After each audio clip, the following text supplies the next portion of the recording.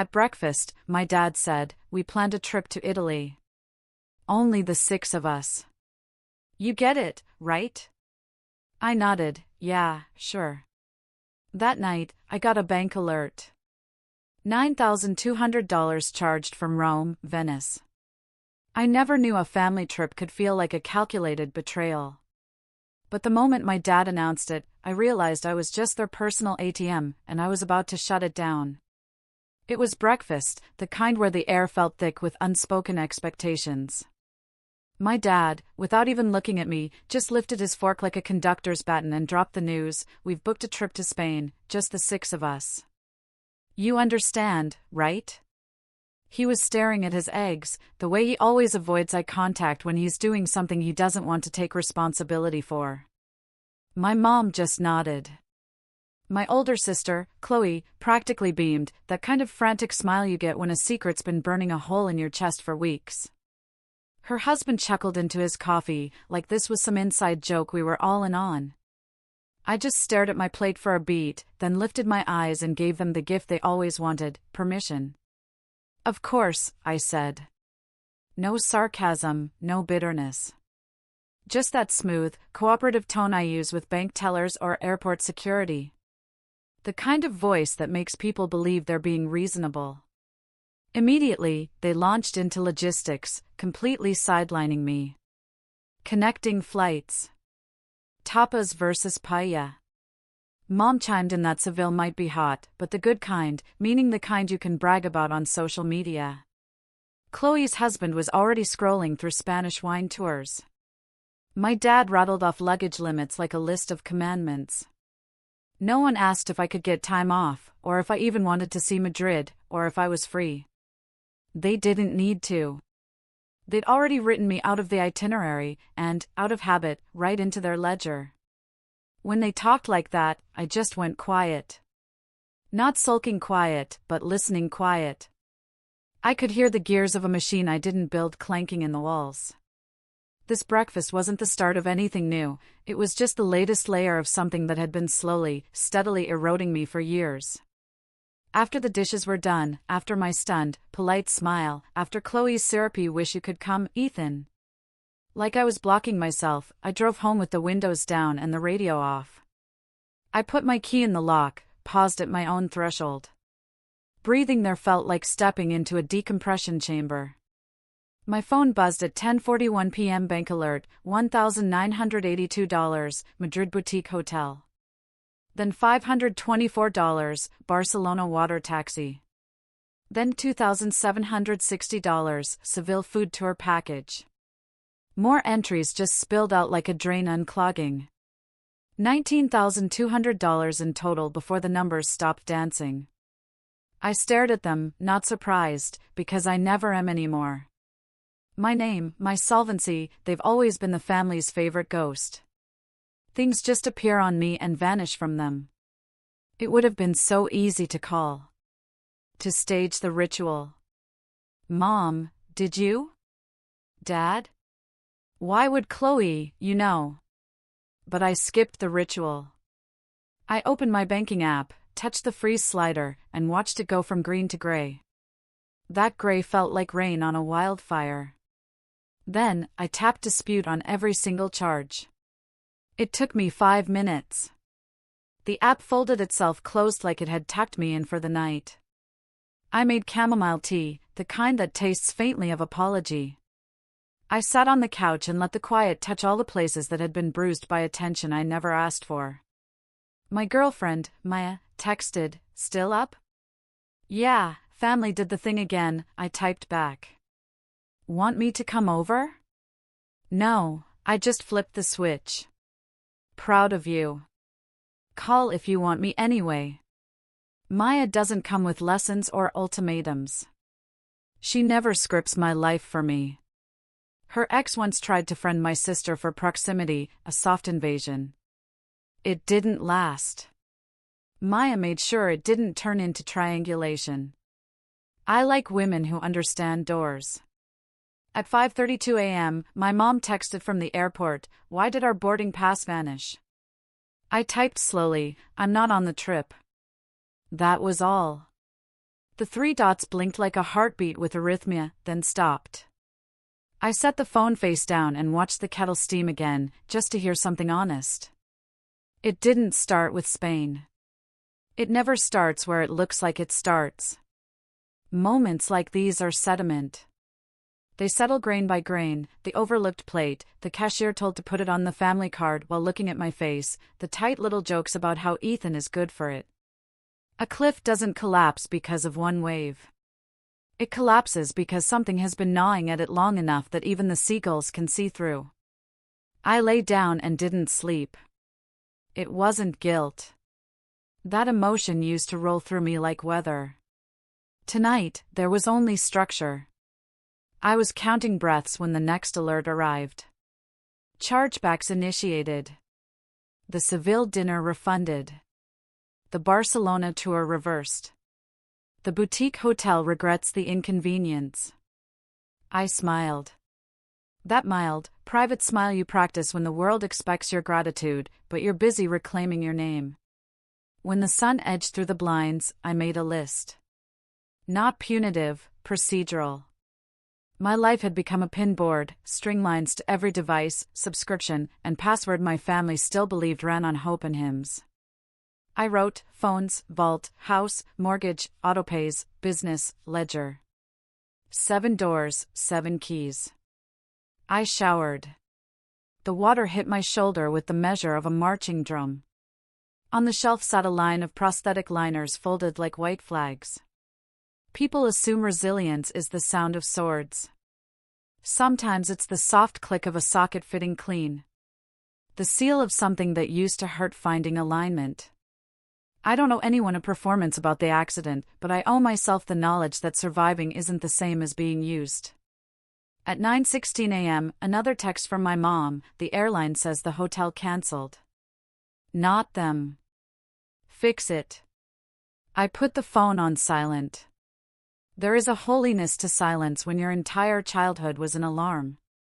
I ate toast that had cooled enough not to pretend it was warm.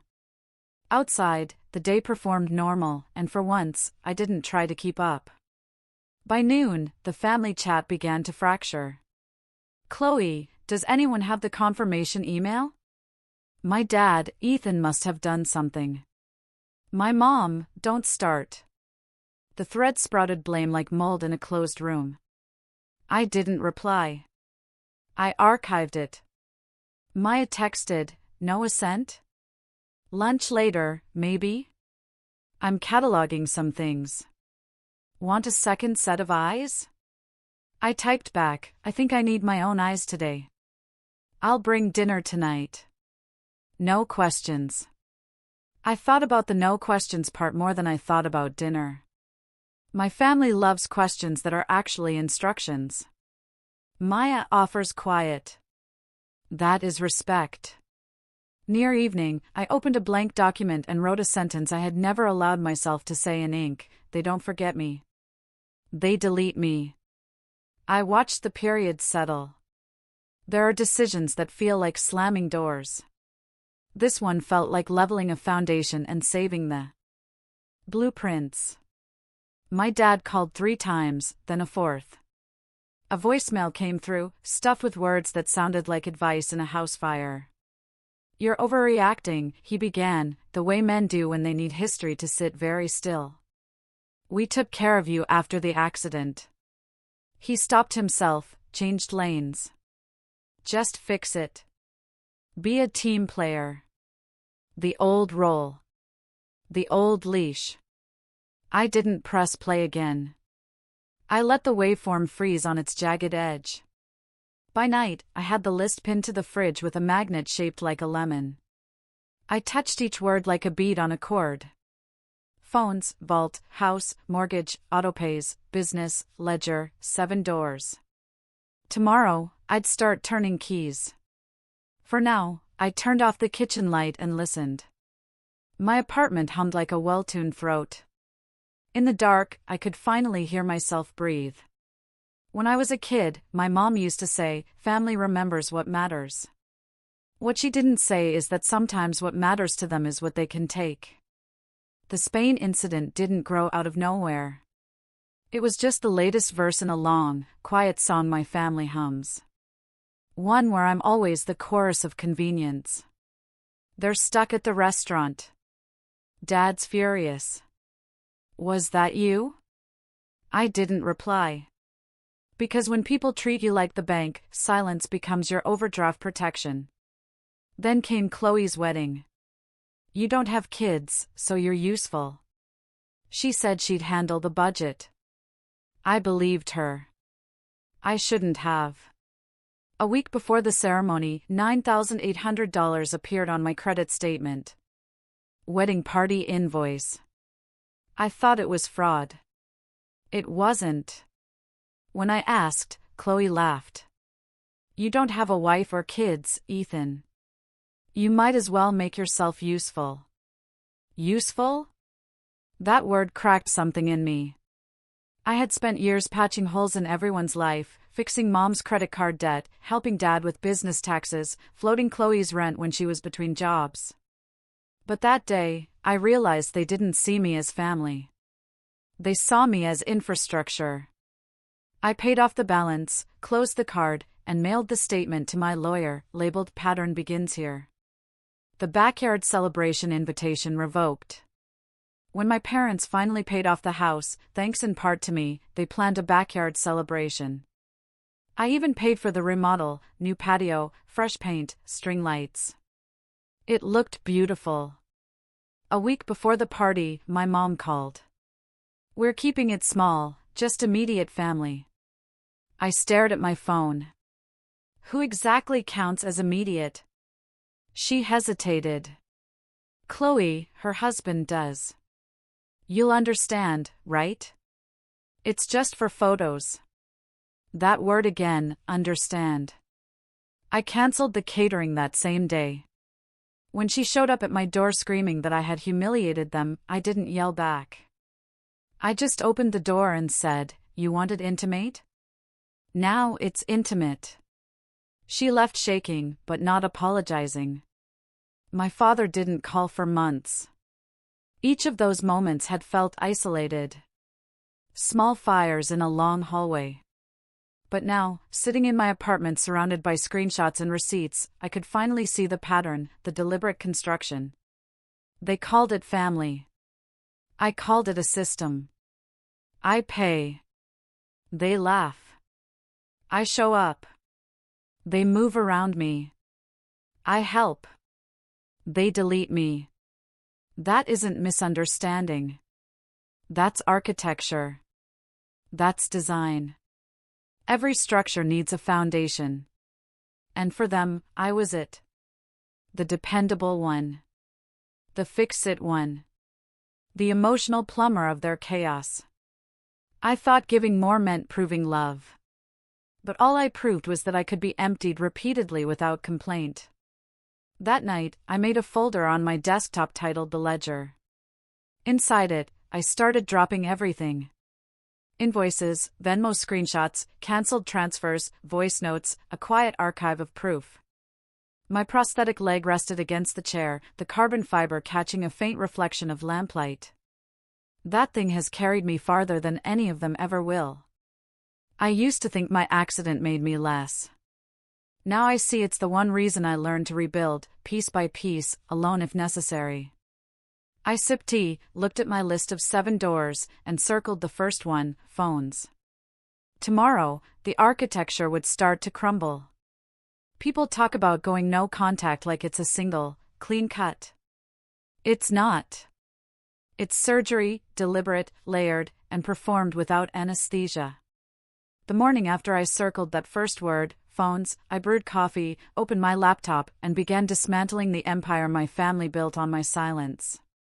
Step 1, Communication. Our family phone plan was in my name. 5 lines, mine, Mom's, Dad's, Chloe's, and her husband's. I didn't cancel it. That would have made me the villain too soon. Instead, I transferred control to each of them individually. Each had 72 hours to update payment details or lose service. 72 hours came and went. No responses. On the 3rd day, I watched their lines blink offline one by one, like lights in a house finally acknowledging the storm. My mom's number went first, then Dad's. Chloe held out longest, texting, "Hey, I can't call." Did something happen? I typed back, "Yeah, ownership happened." Silence. Step 2, the vault. They thought family trust, me, Ethan, keeps the passwords. Over the years, I'd stored everything, their banking logins, streaming accounts, utilities, even Chloe's online boutique platform inside my password manager, back when I still believed being useful meant being loved. Now I reset the master key and deleted shared access. When I hit confirm, the app displayed a message I'd never noticed before: "This will permanently revoke all linked devices." I smiled. Exactly. Within an hour, I got the first email from Dad: "Can't log into the mortgage portal." "Did you change something?"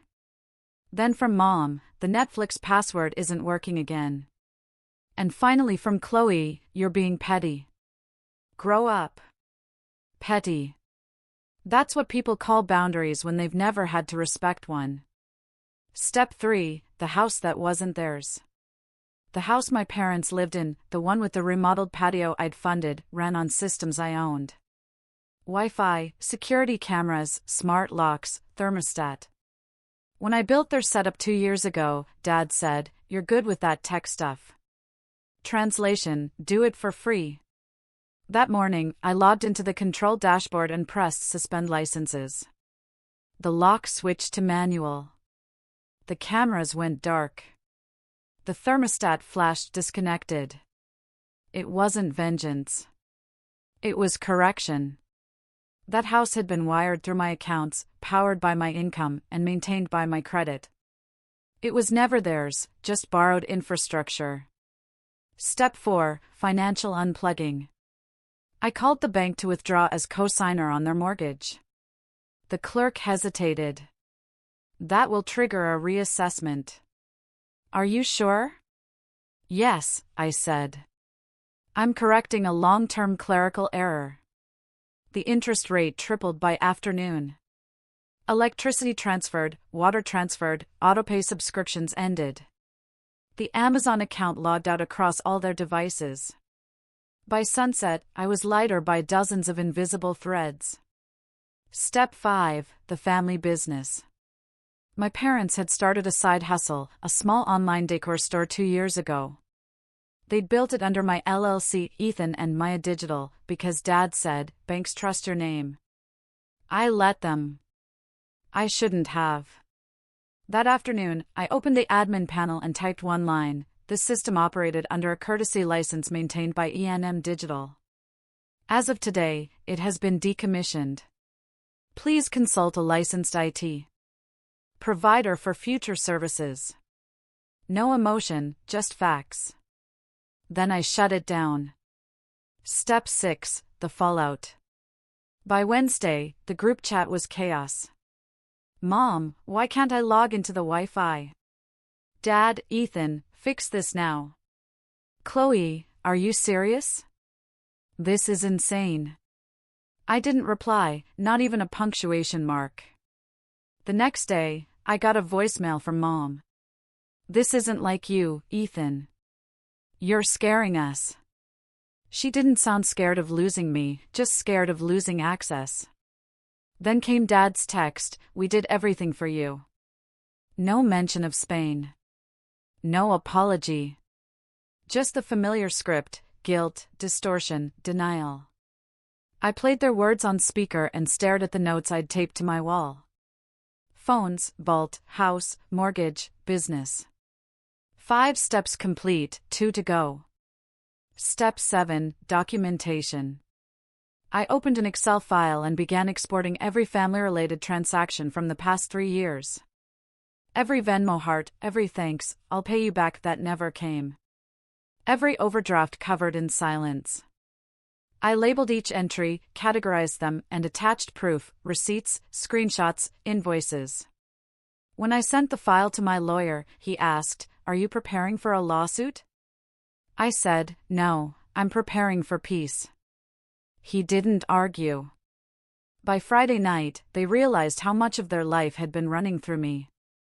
I imagined the dinner table that night. Dad shouting, Mom crying, Chloe swearing the Wi-Fi hated her. They'd always believed I was replaceable. Now they understood I was structural. And when structure walks away, the walls fall in. That evening, my phone lit up with 16 missed calls. I watched the screen glow and fade, like a house losing power room by room. Maya arrived around 9 o'clock with takeout and quiet eyes.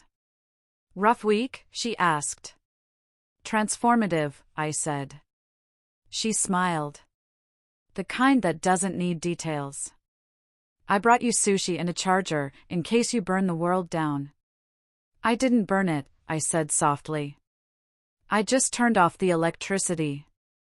She laughed once, low, approving. That's my guy. Later, when the city outside had gone quiet, I scrolled through the messages piling up. Cousins asking what happened. An aunt writing, they said you stole from them. Another message from Dad, you're not part of this family anymore. I took a screenshot, filed it under a new folder titled Narratives. If they wanted a story, I'd keep the receipts. I lay back, the hum of the city bleeding through my window, and whispered into the dark, they built an empire on my patience. Now they'll learn what absence really costs. It didn't take long for the lies to start. When people like my family lose control, they don't apologize, they edit. By Saturday morning, my cousin Stella sent a screenshot from Facebook. Sad how money changes hearts. My mom had written, some people forget who raised them. Below it, a stream of sympathetic comments, prayers, heart emojis. One woman wrote, you're better off without toxic people. Toxic? That was me, apparently. I didn't comment. I didn't defend myself. Instead, I opened my laptop and began the final project, the family ledger. The folder already existed. Now, it needed witnesses. I organized everything into subfolders, Spain fraud, $9,200 in travel charges reversed. Christmas party photos, timestamps. Cancelled mortgage drafts. Wedding debt. Screenshots of Chloe's text calling me useful. Anniversary dinner restaurant invoice voided before payment. Remodel receipts, proof of transfer for backyard costs. Each file had a clear name, sevillehotel.pdf, mortgagefreeze.jpg, Christmas_MP4, wedding_invoice.docs. No commentary, just evidence. Then I wrote a single note at the top, this isn't revenge. This is balance. Releasing the truth didn't mean posting it publicly, that would have been noise. So I sent the Dropbox link to a few strategic recipients, my cousins David and Stella, and Aunt Jessica who still liked my posts, and one old family friend who had always suspected there was more behind the smiles. Within hours, my phone buzzed with messages. Cousin David, holy crap, I had no idea. Aunt Jessica, your mom's deleting her posts. Maya, they're terrified, aren't they? I didn't respond. Silence is louder when it's earned. That night, the group thread came alive. A digital volcano. Mom, how dare you air our private life? Dad, you'll regret this. Family doesn't destroy family. Chloe, you're obsessed with playing the victim. I didn't reply. Not a single word. An hour later, Chloe texted Maya directly. A move I'd been expecting. You know he's unstable, right?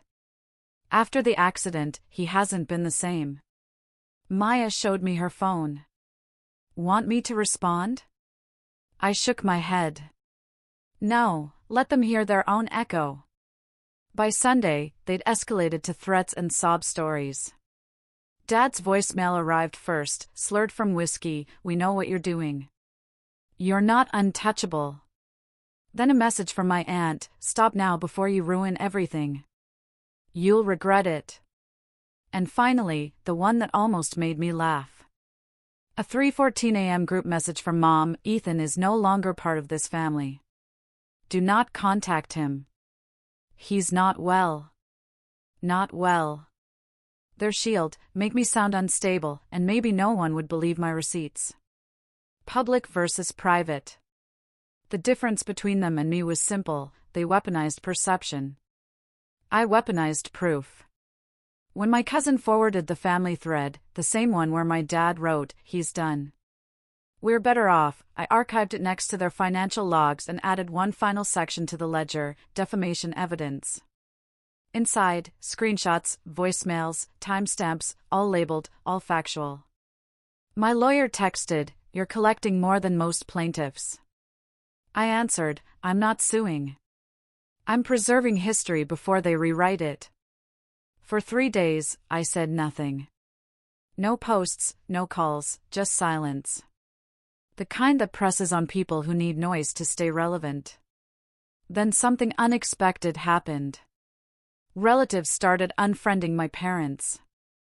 A family friend commented publicly, "Funny how Ethan's always the villain until the receipts come out." Within an hour, Mom's entire profile vanished, deactivated. Chloe's wedding photos disappeared, too.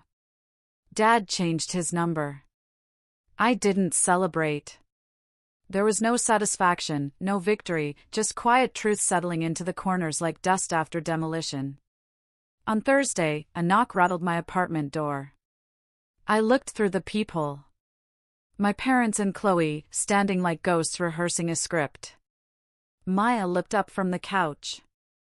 "It's your call," she said. I opened the door but didn't invite them in.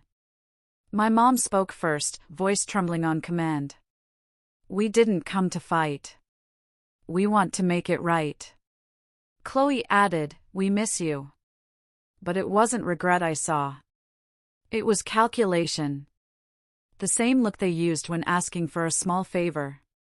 I said it plainly, "You don't miss me. You miss access." Tears followed. Soft, practiced, performative. Mom whispered, "We didn't realize how far this had gone." I asked, "How far did it have to go? For you to see me?" Dad stepped forward. "Let's heal, Ethan. We're family." I shook my head. "You don't want healing. You want control." They looked confused. Like they thought showing up would undo months of choices. I exhaled. "This isn't a debate. It's a verdict." Chloe opened her mouth, but I stopped her. "You didn't lose your safety net. You lost a son, a brother. Not out of hate, but because I finally love myself enough to leave." Mom's voice cracked. "What are we supposed to do now?" I answered quietly, "Rebuild, or don't. But not on my back." Then I closed the door.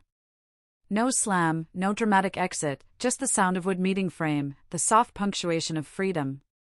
They stood there for 5 minutes before leaving. That was 3 months ago. They haven't tried again because this wasn't reconciliation. It was negotiation. And I don't negotiate with people who only understand love as leverage.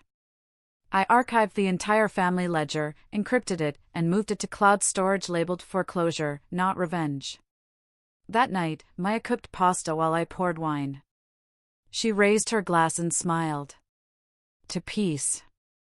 I clinked mine against hers. To boundaries. When people ask how it feels to lose your family, they expect tragedy, grief, or rage, or regret. For me, it feels like space, like walking into a room finally cleared of noise. The first week was quiet. Too quiet. I half expected another wave of guilt messages: "We miss you. This isn't you. Come home." But there was nothing. That's how you know they were addicted to access, not connection.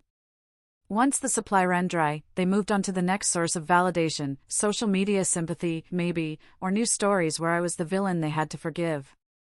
I didn't check. I didn't care. I was busy rebuilding. Every morning I made coffee without checking my phone. I started journaling again, something I hadn't done since before the accident. Some days I still caught myself expecting their calls, their emergencies, the "Ethan, can you?" requests that used to arrive like clockwork. Now there was just silence, and silence can be terrifying when you've spent a lifetime performing usefulness. Maya helped. She never tried to fix me. She just showed up, steady, quiet, whole. We walked around the lake on weekends, talking about small things, movies, work, the cat that followed us once and decided we were safe. When I told her I sometimes miss them, not their behavior, just the idea of them, she nodded. Missing the idea of love is different from missing the people who refuse to give it. That line stuck with me.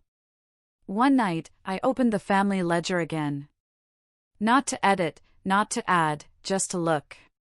Each file felt like a fossil from a version of me that used to beg to be seen.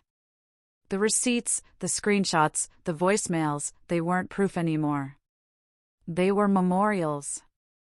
Proof is for defense. Memorials are for closure. I renamed the folder one last time, What Love Isn't. Because that's what it taught me. What love isn't supposed to look like. It isn't conditional generosity. It isn't weaponized guilt. It isn't you'll understand every time they take something from you. It isn't silence as punishment or kindness as bait. A few weeks later, I got a short email from Chloe. No subject line, no greeting, I found a therapist. Mom might too. I know it doesn't fix things, but I get it now. For the first time, I felt no tug to reply. Forgiveness doesn't always require conversation. Sometimes it's choosing not to reopen the wound. I smiled, archived the email, and whispered, "Good. Start there." Then I closed the laptop and went outside. Spring came early that year. The air smelled like wet pavement and lilacs. I took my prosthetic out for a run, the kind where the rhythm feels almost like prayer. For years, my family used that part of me as a metaphor for weakness. Now it was just anatomy that worked harder than they ever did. When I reached the bridge overlooking the water, I stopped to breathe. Not because I was tired, but because I could. That's the difference between endurance and survival. One drains you. The other restores you. People assume the story ends when you walk away. But really, it starts when you stop explaining your boundaries and start living inside them. I haven't blocked my family completely. I don't need to. They've already learned what silence means when it isn't driven by fear. Every so often, my phone buzzes with a new contact request from someone tied to them. A cousin, a friend, an old neighbor. I let them linger unread, because the truth doesn't need an audience anymore. It just needs peace. That night, Maya and I watched the city lights from my balcony. She rested her hand on mine. "So, what now?" she asked softly. I looked at the skyline, sharp, endless, alive. "Now," I said. "I build things that no one else can take credit for." She smiled. "That sounds like you." I laughed quietly. "No, it sounds like the me I was always supposed to be." The wind picked up, carrying the faint hum of traffic, and for once, I didn't hear it as noise. Just life continuing on my terms. What part of this story resonates most with your own experiences?